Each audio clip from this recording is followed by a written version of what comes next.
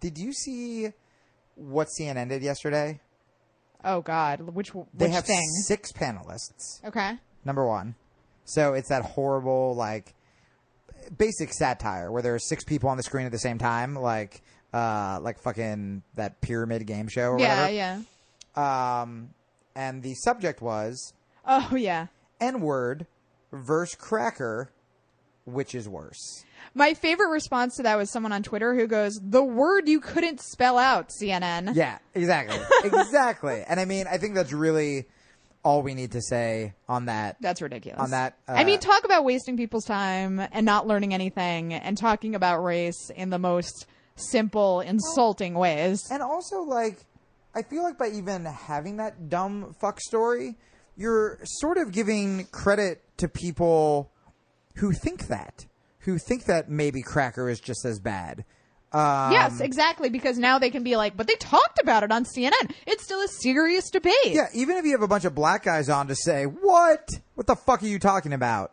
There's still, the fact that it's even up for debate gives Which credence. it's not, by the way. CNN's just fucking stupid. They're just fucking dumb. And to do it because this involves a 17-year-old kid who was murdered, fuck you. It would be like one thing if, like, I don't know, Chris Rock just went rogue and started calling everyone crackers and someone got offended and tried to sue. Then I guess that's a story or whatever. But it's like, we're dealing with this. You know what's worse than the word cracker? Murdering a 17-year-old black kid. How about that? And the only other thing I want to say on the Zimmerman trial is, you know, I'm somehow both glad it's getting as much coverage as it is, because you rarely see coverage of the murder of a black kid. You know, there are murders of black kids in poor communities every day. So it's exciting that people actually care so much about this.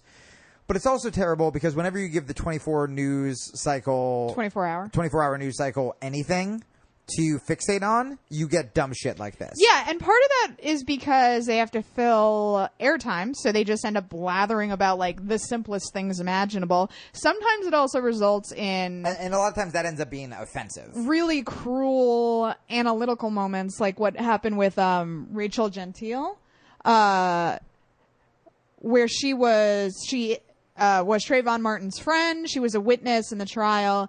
And a lot of pundits were sort of obsessing over the way she speaks.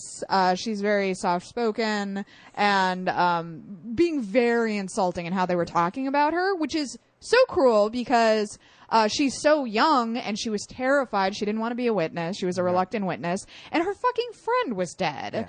Yeah, and it was really heartbreaking to see that. But that is another outcome of having a 24-hour news cycle where you just need these morons, a parade of morons to talk about nothing. Yeah, exactly. You know, the only things that came to light, all of them are bad for Zimmerman. I don't know if we just haven't gotten to the Trayvon victim blaming shit yet. I mean, they kind of tried, but he kept saying, you know, these people, meaning black people, the wounds and the injuries he sustained. So the woman who was analyzing the forensic evidence was kind of a boss. Really? And she shut down Zimmerman's lawyers pretty soundly, and she was kind of awesome, where she made it very clear. She was like, these were not life-threatening injuries, and they kind of tried to work around that, where they were like, but could they have been? Well, because they're trying to say it was self-defense and that he was really injured, right?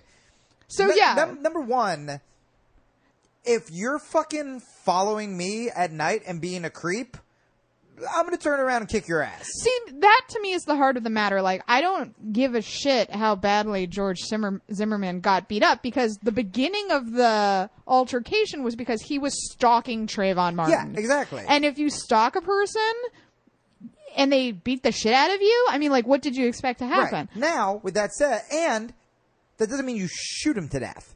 Now, did Trayvon beat the shit out of him? Did a 17-year-old beat up this big dude? No.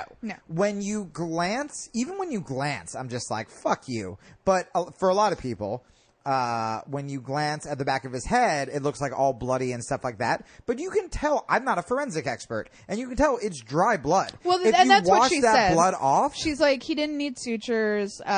We put 2 Band-Aids on it, and it was fine. 2 Band-Aids over, and you shot a kid. And the second-degree murder thing is, you would have to prove that he thought he was going to die. Yeah. And there were also like, where he was like oddly like callous and like sort of dismissive when being interviewed.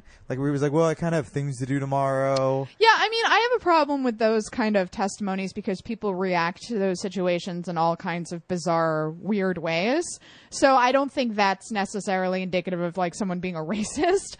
But to me, what was racist was when he was on the 911 call and he was saying, these fucking people, or whatever he said, always get away. Yeah. And the 911 operator told him not to follow Trayvon, and he followed Trayvon. Yep. And then whatever happened, happened. But to me, the real story is that he saw Trayvon Martin and assumed a young black man was up to no good. Yes. And when the 911 officer, like, I'm sorry, when they say stop following him, it's like, it's you, dude. So that's the update. I mean, hopefully, the jury sees it that way. The jury with one black person? Is that right? I mean, again, like, I know. but as it stands right now, I mean, like, that legal experts are saying that the prosecution's doing really well, so hopefully there will be a good outcome.